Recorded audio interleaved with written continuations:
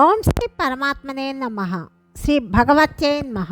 శ్రీమద్దేవి భాగవతము 4వ స్కందము 22వ అధ్యాయము.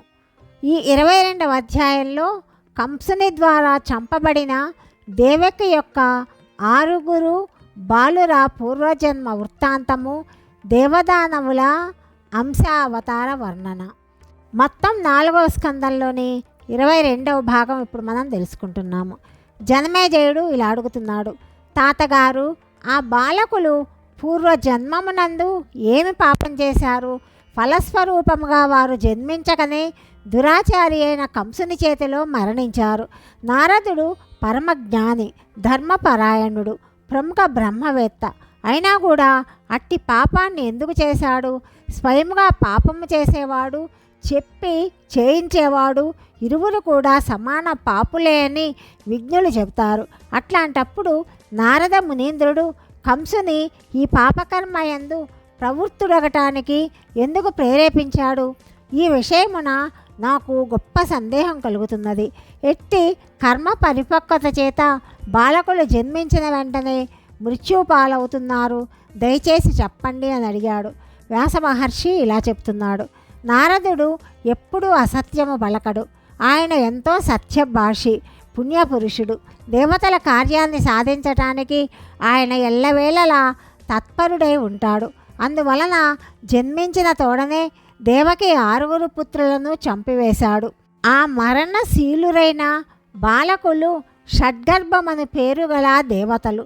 శాపకారణమున వారి మృత్యువు నిశ్చితమై ఉన్నది. అందువల్ల వారు మరణించారు. రాజా, వారి శాపకారణాన్ని కూడా చెప్తా విను. ఇది స్వయంభువ మన్వంతరము నాటి విషయము. ఈ 6 మునివరుడగు మరీచి యొక్క బలశాలురగు పుత్రులు. మరీచి వలన ఊర్ణనాభి అను పేరుగల భార్యయందు వీరు 6 జన్మించారు. వీరు ధర్మశాస్త్రములందు ప్రగాఢ పండితులు. ఒకానొక నాడు బ్రహ్మదేవుని ఒక మాట మీద వీరికి నవ్వు వచ్చింది. అప్పుడు ఆ స్వామి, మీరు అసురయోనియందు జన్మింతుదురుగాక అని శాపమిచ్చాడు. దాని ఫలితముగా ఆ 6 కాలనేమికి పుత్రులయ్యారు. వారు మరొక జన్మములో హిరణ్యకశిపునకు పుత్రులయ్యారు. కానీ వీరికి పూర్వజ్ఞానం ఇంకా ఉన్నది. అందువల్ల పూర్వజన్మ శాపముతో భయభీతులై ఆ జన్మలో శాంతిపూర్వకముగా సావధానులై తపము చేయటం మొదలెట్టారు. అందుకే బ్రహ్మ ప్రసన్నుడై వారికి ప్రత్యక్షమయ్యాడు. బ్రహ్మ చెప్తున్నాడు, ఓ భాగ్యశాలులారా, మీరు నా కృపకు పాత్రులైన పౌత్రులు. పూర్వకాలమున నేను మీకు శాపమిచ్చి ఉన్నాను, కానీ ఇప్పుడు నేను మీ యందు ప్రసన్నుడనయ్యాను. మీరు వరాన్ని కోరుకోండి అని అడుగుతాడు. వ్యాస మహర్షి ఇలా చెప్తున్నాడు, బ్రహ్మ మాటలు విని షడ్గర్భుల మనస్సు ఆనందంతో నిండిపోయింది. వాళ్ళు తమ కార్యమును సఫలము చేసుకోవటంలో తత్పరులై ఉన్నారు. అందువల్ల అందరూ కూడా తాము కోరుకుంటున్న వరాన్ని అడిగారు. షడ్గర్భులు ఇలా అడుగుతున్నారు, పితామహ బ్రహ్మదేవ, మీరు మా ఎడల ప్రసన్నులైతే మేము కోరిన వరాన్ని ఇచ్చి మమ్మల్ని అనుగ్రహించండి. దేవతలు, మానవులు, మహాసర్పములు, గంధర్వులు, సిద్ధేశ్వరులు వీరెవరి చేతనైనా మేము మరణించవద్దు. వీరిలో ఎవరినైనా మమ్మల్ని వధింప సమర్థులు కాకుండా ఉండాలి. ఇదే మా కోరిక అని అడిగారు. వ్యాస మహర్షి ఇలా చెప్తున్నాడు. అప్పుడు బ్రహ్మ షడ్గర్భులతోటి ఇలా చెప్తున్నాడు, మీ ఈ కోరికలన్నీ కూడా పూర్తిగా ఫలిస్తాయి. మహానుభావులారా, ఇక మీరు వెళ్ళిపోండి. నా మాటలు అమోఘములు, వీటిని సంశయించవలసిన అవసరము లేదు. రాజా, షడ్గర్భులు బ్రహ్మ నుండి వరాన్ని పొంది ఎంతో ప్రసన్నులయ్యారు. కానీ వారి వ్యవహారముతోటి హిరణ్యకశిపుడు మండిపడ్డాడు. ఆయన వారితోటి కుపితుడై ఇలా అంటున్నాడు, కుమారులారా, మీరు నన్ను వదిలిపెట్టి బ్రహ్మను ప్రసన్నుని చేసుకోవడానికి ప్రయత్నించారు. మిక్కిలి బలశాలురు, వీరులైనప్పటికీ మీరు వరములను పొందటానికి ఆయనను స్తుతించారు. మా స్నేహమును పూర్తిగా తృణీకరించారు. దీని ఫలితముగా మిమ్మల్ని నేను పరిత్యజిస్తున్నాను. మీరు పాతాళమునకు వెళ్ళిపోండి. ఇంతవరకు మీరు షడ్గర్భ నామములతో ఈ లోకంలో ఖ్యాతిని పొందారు. కానీ ఇప్పుడు పాతాళమునకు వెళ్ళి నిద్రావసులై అనేక సంవత్సరముల వరకు సుప్తావస్థలో పడి ఉంటారు. దీని తరువాత ప్రతి సంవత్సరము వంతుల వారీగా దేవకి గర్భమున జన్మిస్తారు. మీ తండ్రి కాలనేమి ఆ సమయమున కంసుడు అను పేరుతో ప్రసిద్ధి చెందుతాడు. జన్మించిన వెంటనే మీరు ఆ కంసుని చేతులలో వధింపబడతారు. వ్యాస మహర్షి చెప్తున్నాడు. హిరణ్యకశిపుడు ఇట్లు శపించగానే షడ్గర్భులు ఒక్కొక్కరిగా దేవకి గర్భమున ప్రవేశించడం మొదలెట్టారు. శాపానుగుణముగా ఆ 6 బాలకులు వధింపబడ్డారు. 7వసారి శేషనాగుడు తన అంశతో దేవకి గర్భమునందు చేరాడు. సంయోగవశమున ఆమెకు గర్భస్రావమయ్యింది. యోగమాయ బలవంతముగా ఆ గర్భమును తీసుకొని రోహిణి గర్భమందు ప్రవేశపెట్టింది. 5 నెలల సమయమున గర్భస్రావమైనదని అందరికీ తెలిసిపోయింది.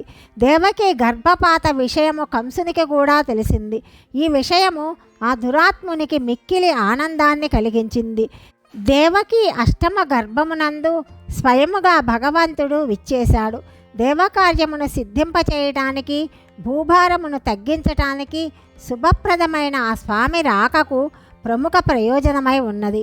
జనమేజయుడు ఇలా అడుగుతున్నాడు. మునివర్య, వసుదేవుడు కశ్యపుని అంశ. ఇతని వద్దనే భగవంతుడైన శేషుడు, శ్రీ మహావిష్ణువు తన అంశలతో ప్రకటితులయ్యారు. ఈ ప్రసంగమును మీరు మాకు చెప్పండి.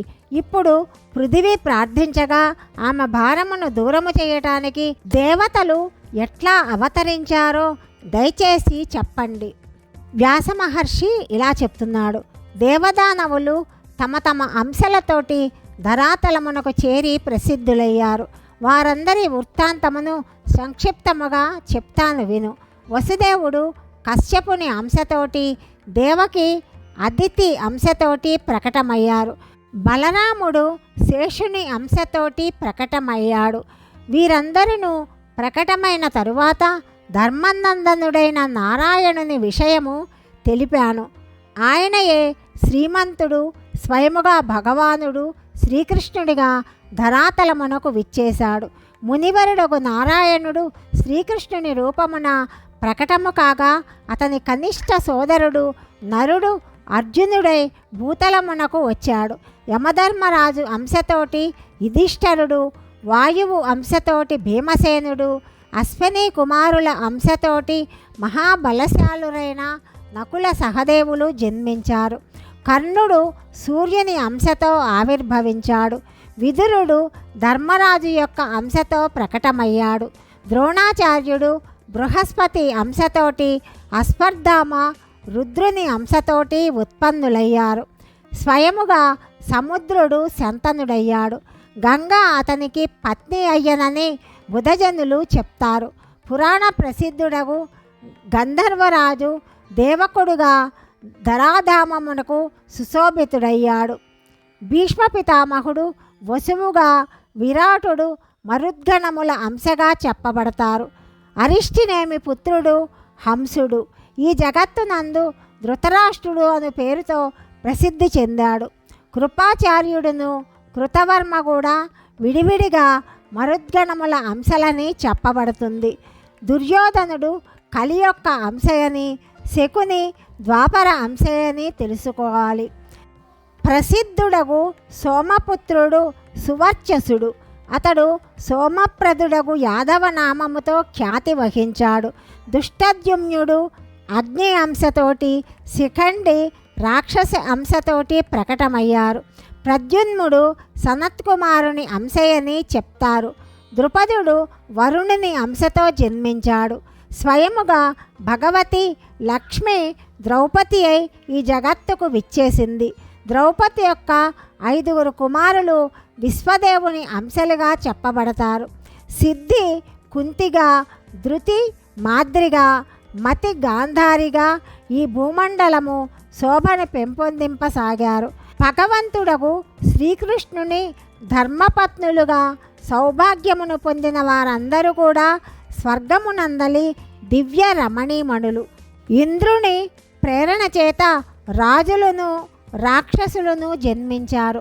హిరణ్యకశిపుని అంశతో శిశుపాలుడు, విప్రతిత్తి అంశతో జరాసంధుడు జన్మించారు. ప్రహ్లాదుడు శల్యుడై అవతరించాడు. కాలనేమి కంసుడయ్యాడు. హయస్రుడు కేసి అయి జన్మించాడు. బలికుమారుడగు కుకుర్మి అరిష్టాసురుడయ్యాడు.